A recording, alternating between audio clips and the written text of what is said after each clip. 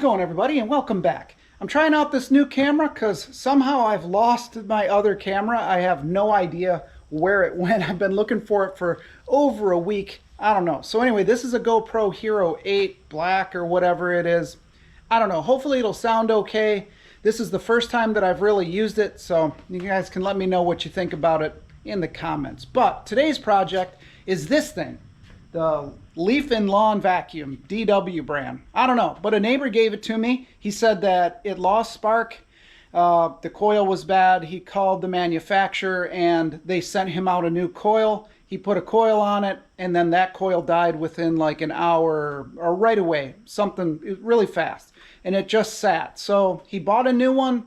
I think this thing retails for like $2,500. It's got like a big vacuum hose and stuff that goes to it and attaches to your mower. It's got a little gas engine on it. We'll take a look at that. We'll see what exactly is wrong with it. And I guess I don't have a coil for it, but maybe we can narrow down like if there's a frayed wire or something that's killing coils.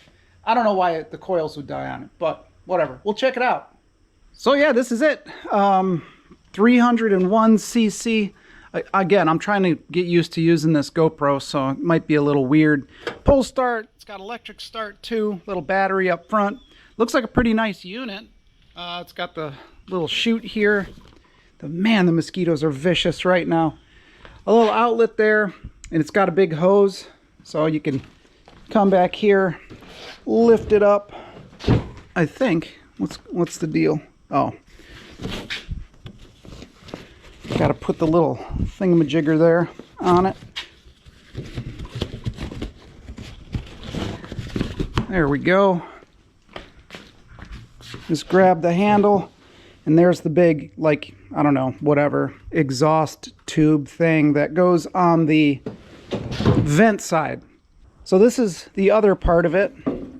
It just looks like it's got just some, like, you know, rings or whatever, and it would attach up to maybe where this chute is right here, this bar that goes across. So we'll go and take a look at all of that and see if what we've got to modify to make that work on this Hustler. But before I go doing any of that, I want to find out if this engine is junk. I mean, the good news is that it's kind of just mounted on here just like any other little motor, or engine rather. So if this thing is shot, we can, you know, just swap another engine onto it and away we go. I don't even know what the model of this thing is. DR Power Done Right, whatever it is. I don't know. Never had one. I don't even see like a model number or anything on it. But let's take a look at this engine. All right, so 1301 cc. I've never even seen one of these things before. Guess this is your choke, and then your gas is on. Gas is on now. Whatever. Yeah, so he said it's not getting any spark. Got one of these like little spark testers. I don't really use it too often, but let's give it a shot and see, you know, if it's true that it's not getting any spark. So go ahead and just stick this thing right on there. There we go.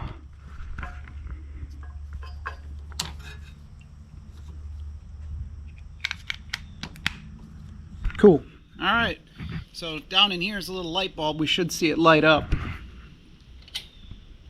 So key on.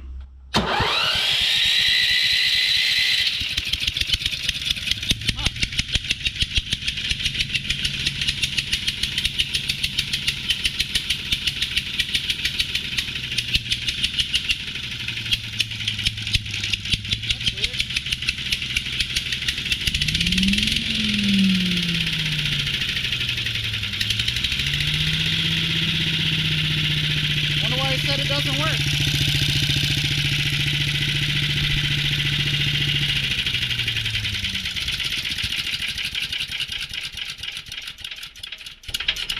Huh, strange. Seemed to work just fine for me. Wonder what he's talking about. I don't know. Guess it's good. So it runs.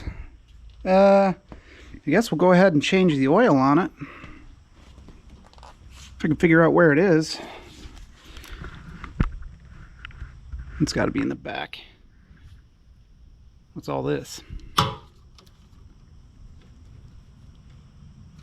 I don't know. I guess that's a low oil pressure switch, so that looks like we drain it down in there. So let me get a wrench. We'll drain this thing out. That's weird. I wonder why. Oh, obviously the coil isn't bad. I wonder why he's saying that it is. That's strange. I don't know. Whatever. Good for us, I guess. So apparently he already bought a new one and it's being delivered. So I mean, even if I fix this one, I can't really even just give it back to him because he's got another one on the way. So I guess that's good for us. I guess we should just check the oil since we're here. Maybe it doesn't need to be changed. What the? Why is it pouring out? What's the deal? It shouldn't be pouring out. I think he's got it over full. Hold up. Yeah, well, the oil doesn't look terrible. Yeah, I mean, I think he's got the thing over full. Shouldn't be draining out of the dipstick, you know, there. I don't know. We'll have to do some investigating. I think what we should do is just let it drain. If it's over full, we'll just let it drain down to whatever level it drains down to, and then we'll check it afterwards.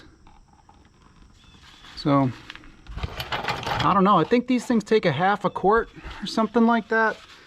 And I know that a lot of people, just from my experience, have just like thrown a whole quart in because they just assume that these small engines take a quart for some reason. Then they overfill it. So I don't know. Maybe that's it. Maybe the low oil pressure sensor here was picking up on, you know, an excess of oil or something like that and shutting it down. But obviously it's got spark. We'll let it drain out some. Oil doesn't smell bad or anything. It's not full of a bunch of deposits. So whatevs. Strange.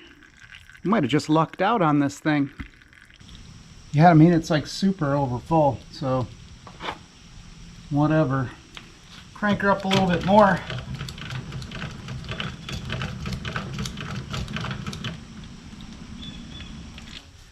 Yeah, we'll just let it drain. I mean, that's quite a bit of oil to be over full. Alright, I don't know if you guys can see in there or not, but there's our stick. Put it down.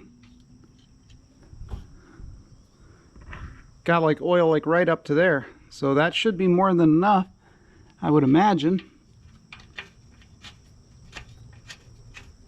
At least everything's easy to get to.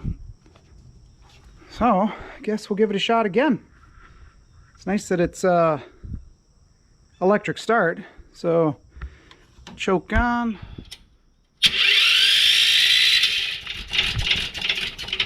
I should probably plug the spark plug back in. There we go. Put our spark plug back on. So we're at the turtle, choke on.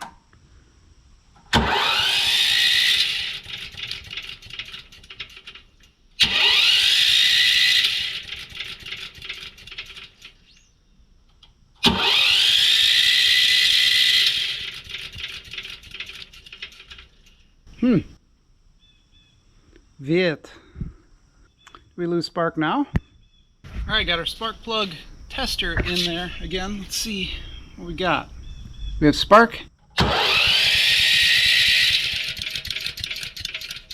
No spark. So let's go in here. Unplug these. We're going to bypass the low oil safety switch and see what happens. Here we go. So if we have spark now, that switch is bad, or it's finicky. There we go.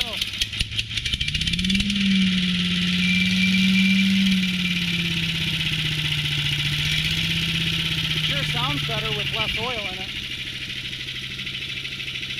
Huh. There we go.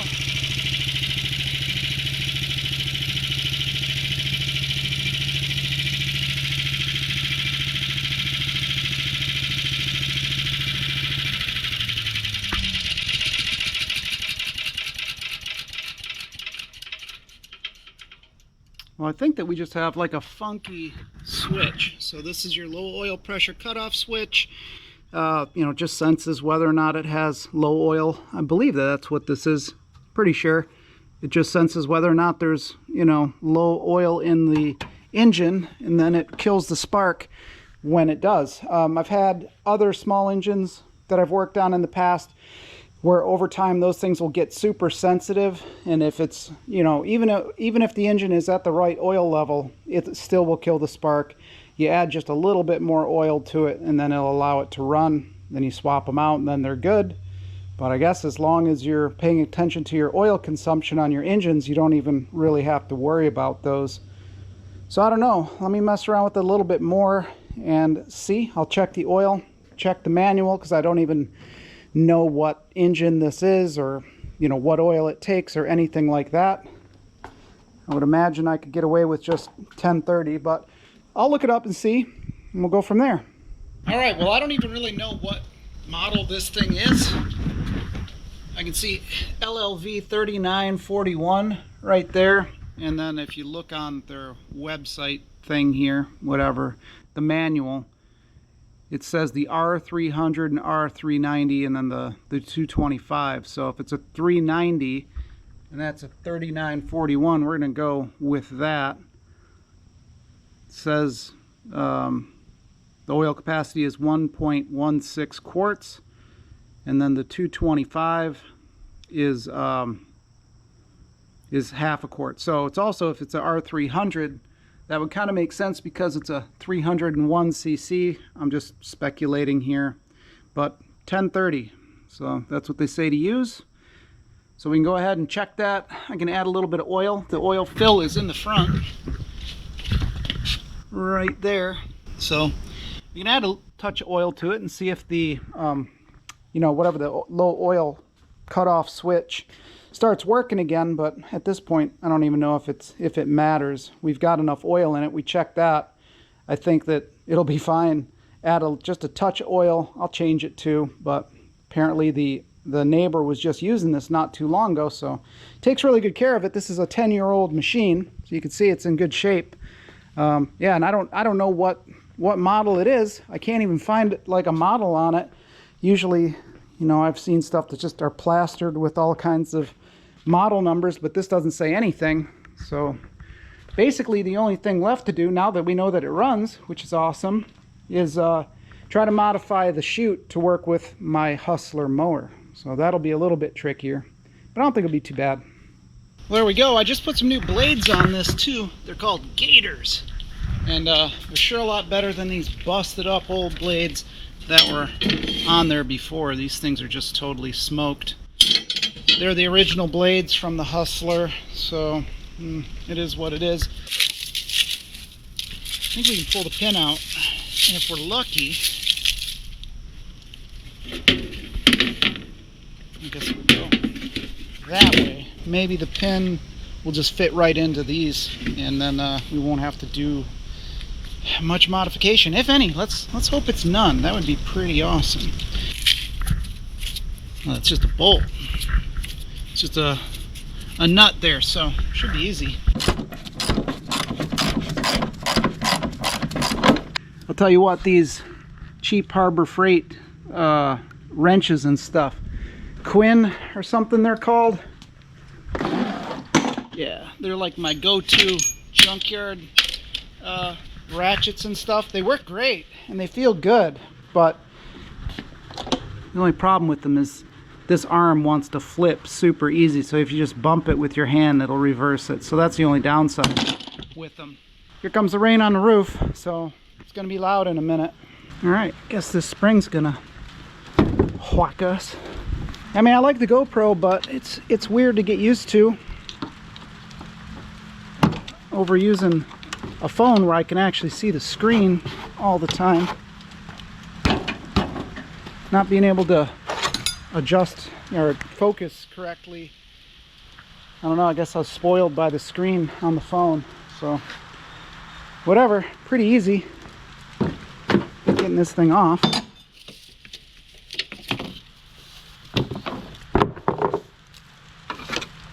Well, I'm glad I cut a bunch of picker bushes and they're all stuck in my hand now.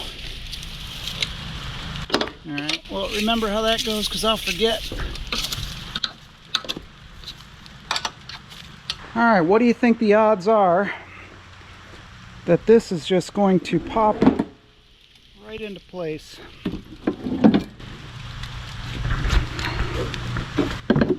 Oh, no kidding.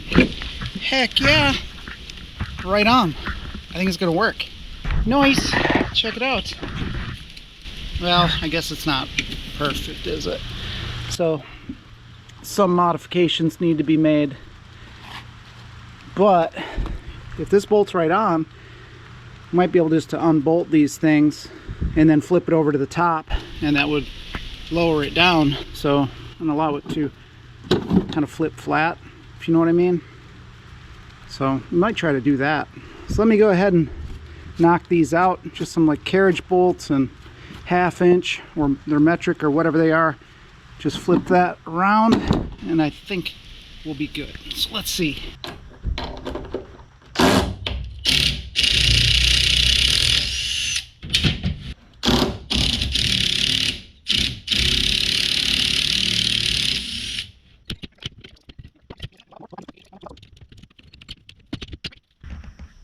Alright, now that I'm looking at this thing, it's bent. So, I'm just going to stick it in the vise and straighten it out. In order to make the holes, I'm going to use these transfer punches. If you've never used these before, they've got like a little spike on the end of them. And they fit whatever size hole you're trying to find the center of perfectly. And then you can just smack down on it with a hammer and center punch whatever hole you need. So what I'm going to do is, rather than trying to like weld this all together and re-engineer it, I think by letting it sit in the bottom like that, it'll be flat. And then I can just drill one hole on the bottom. It'll be, well, it's kind of hard to show you like this because it doesn't fit. But it'll align all of these things up with the pin. The pin will stay straight. It'll flop from side to side. And then it'll be flat like that and allow it to sit down at the correct height. So 2 holes drilled versus cutting all this down and re-engineering it. I'm not sure how people use these GoPros. The batteries seem to just drain so fast on them. It's pretty good. Alright, just some cardboard, not the best, but you know, better than nothing. I don't have any heavy paper, it turns out. I guess we could have just left it flat on the bottom.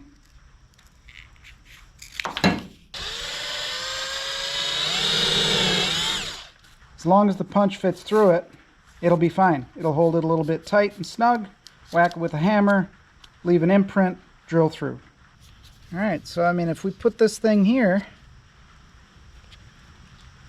right?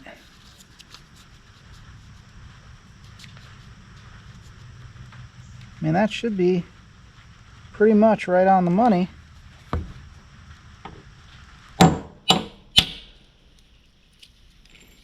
And there we go. It's not like it's precision anyway. These holes are pretty wallowed out. You can see they're not exact, so it will have some movement. As long as it sits flat on there, we're good to go. So just drill this out. I'll repeat it on the other side. You know, that bar kind of is a little bit, you know, not perfectly straight. There's a little bit of flex in it. It's not ultra rigid, so we'll be able to get it to work just fine.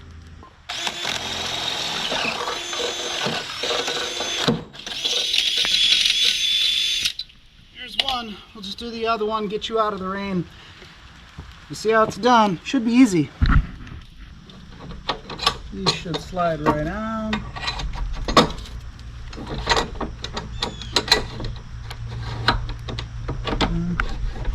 Right through there. So we just basically have to put all this stuff back on the chute that you're sitting on. We should be good to go. All right. I mean, it's not a big deal. It's just putting some bolts in it. So I'm just going to do that off camera. I'm tired of it raining on me, and then we'll see how it fits. Should be good. Why do these GoPros get so hot? The phones never did that. All right, I loosened these up, or I left them loose a little bit so they could be adjusted. There are those two captured bolts, the carriage bolts, on that plate, so they won't move. The other ones, I'll have to tighten those up after the fact. But this will allow me to align it.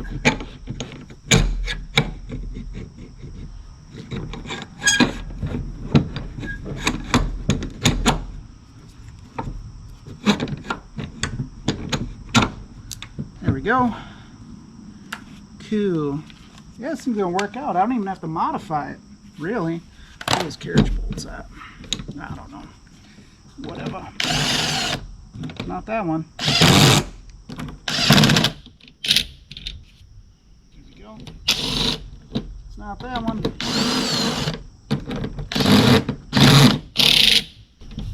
It doesn't flip up like I wanted either, but that's okay. It'll be pretty easy to take on and off. Boom. There we go. I'll just tighten up these other nuts real quick, and we should be solid.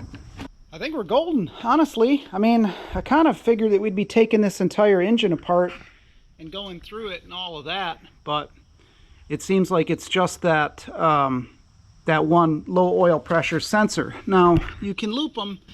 I guess I said, I don't remember if I said, let me see, where's my light? So these sensors, some of them are internal to the engine. They're like actually like on it, and they bolt into the side. Some of them are like this that I've seen. But if these, when these things get a little bit old, they get kind of finicky, and all it does is, I think it opens the ground or closes it, and then that cuts all the, the ignition to the engine. So, in a pinch, if you don't want to deal with one, you can just loop these and make the circuit, and then you're done. So you just have to keep in mind that, you got to pay attention to the oil, or you can destroy your engine. But on this thing, according to my neighbors, it always ran good, didn't burn any oil, nothing. So I'll just monitor the oil more closely, and I don't think that there'll be any issues with it. Just because, they're not really that expensive. I might go ahead and order one of those and just have it come in and put it on one day, just because, it is, I guess, insurance on the engine of some type. But I mean, this is Michigan. We don't use these things year round. There's only like 4 months out of the entire year that you can, suck up leaves and grass and stuff. So none of my other stuff has ever given me any issues. So I don't think that I'll have any issues with this. Just monitor the oil. Boom, you're done. There we go. I'll take all of this stuff off now. We'll fire it up, see how she runs.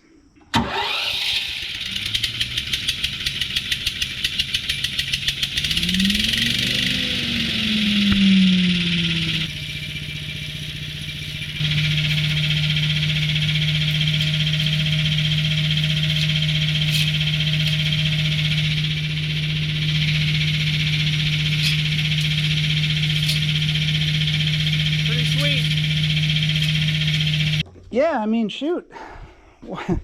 What can you do? I mean, sometimes you get lucky. All right, it's another day. I kind of did some research and figured out how this is supposed to work. Now, this, whatever, little bracket here, like what I was suspecting would be a hanger of some type that went in there. That's just a metal bar that comes up and sticks way out and just has like a loop on the end. And this entire hose deal hung off of it. And I didn't know anything about that. I went on DW's website or DR and figured it out, just from watching their videos. So I don't know, maybe we won't have any issues with the exhaust, but it's just like a round thing. So I bought some, well, I got it from my buddy Rob, actually. This is what is this, 1/2 inch round stock, and then I've got some, I don't know, 3/8 or something like that here. Kind of marked it off. I'm going to try to use this thinner stuff just because it's cheaper, and just make a hanger for it. It looks like this is all that they're really using. So I've got it kind of marked off. I'm going to weld a washer on it, maybe 3D print some bushings just to kind of keep it a little tighter in there.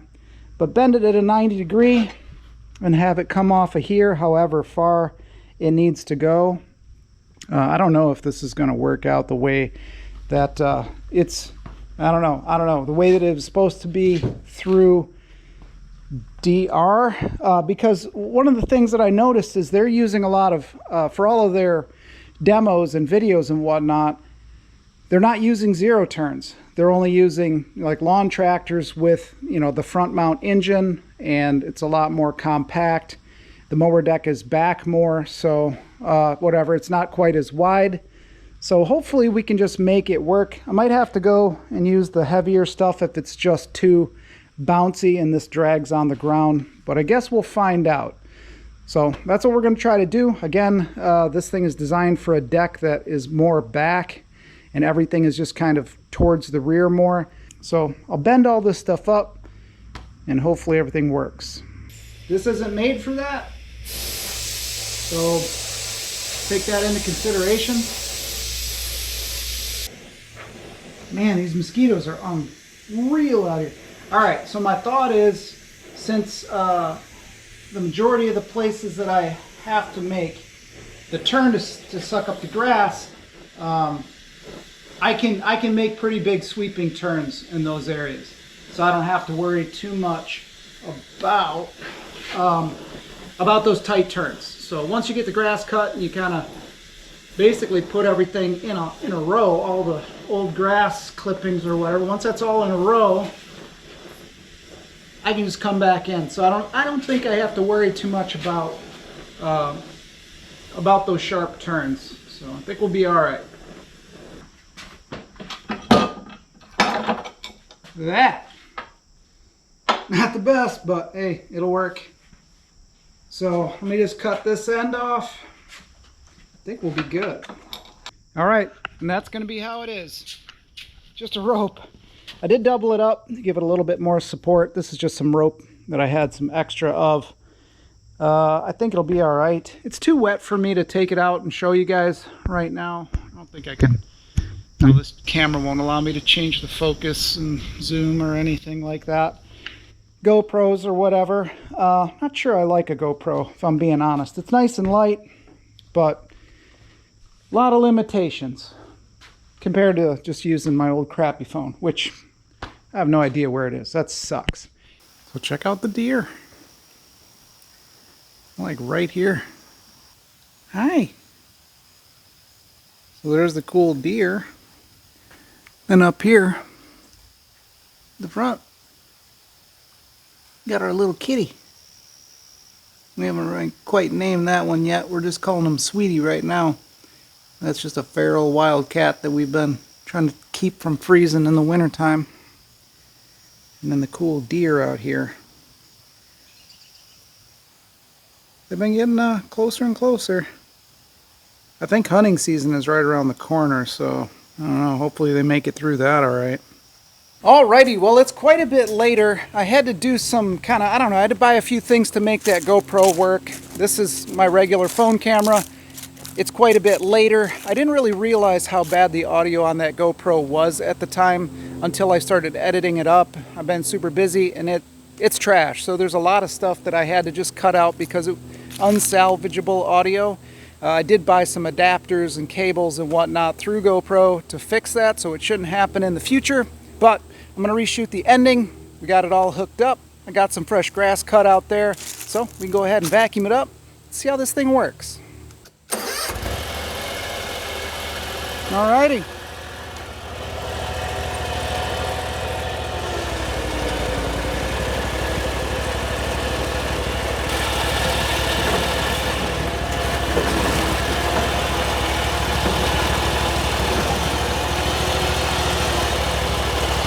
Alright, so there's some grass for us. Gotta get over here and start this thing up.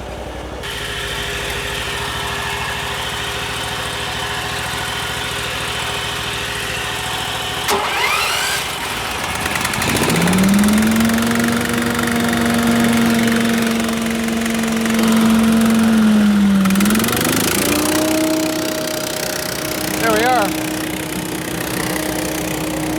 Like blasts out up in here. Pretty loud.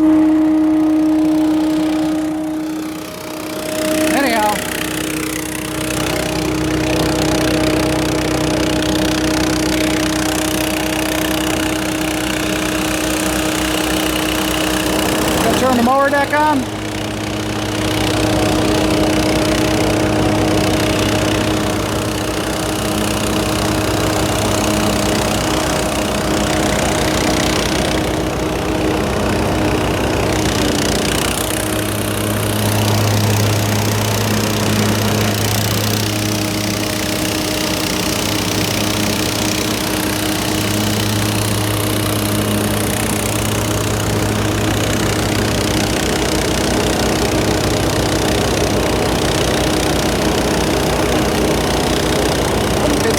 Turn to the left because it doesn't bind that up.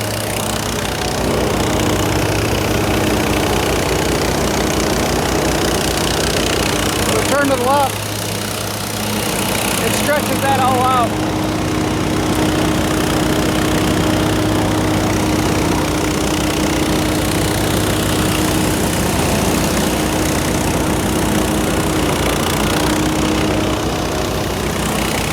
Turn to the right, got the caterpillars.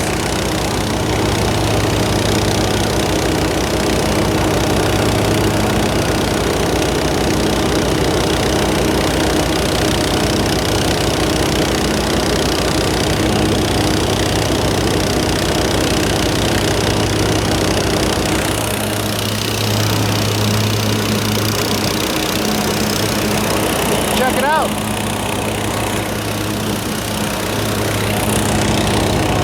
Thing works awesome.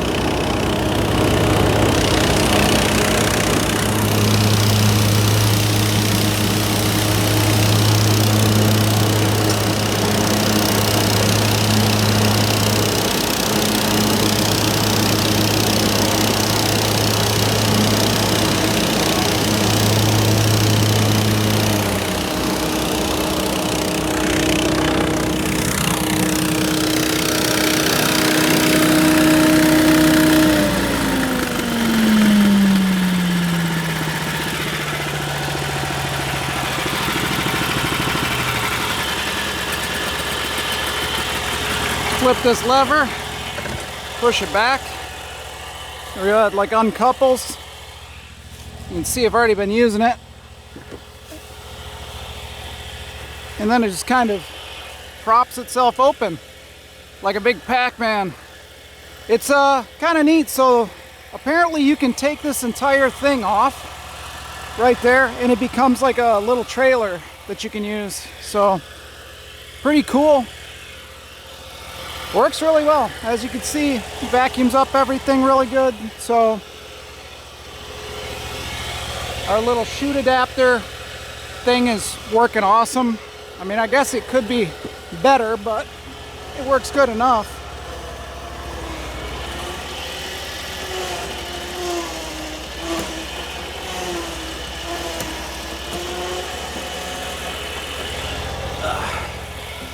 It's hard to steer this thing holding the camera and using one hand. Yeah, there we go.